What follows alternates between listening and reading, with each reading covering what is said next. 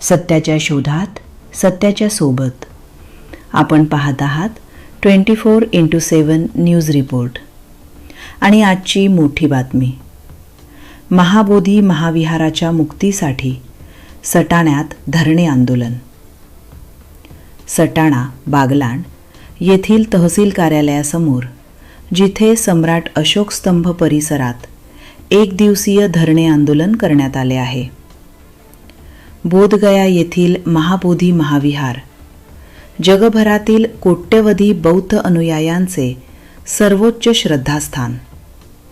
मात्र बोधगया मंदिर कायदा 1949 मधील त्रुटींमुळे या पवित्र स्थळाच्या व्यवस्थापनात बौद्ध समाजाला पूर्ण अधिकार मिळालेले नाहीत.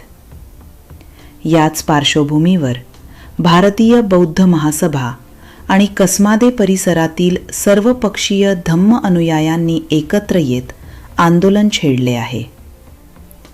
आंदोलकांच्या प्रमुख मागण्या अशा: बोधगया मंदिर कायदा 1949 तात्काळ रद्द करावा. व्यवस्थापन समितीवर केवळ बौद्ध सदस्यांची नियुक्ती करावी. महाविहाराचे संपूर्ण प्रशासन बौद्ध भिक्खू संघाकडे द्यावे. जागतिक वारसा स्थळाचे मूळ स्वरूप अबाधित ठेवावे. यावेळी आंदोलनकर्त्यांनी आपल्या भावना व्यक्त करत शासनाकडे ठोस निर्णयाची मागणी केली आहे.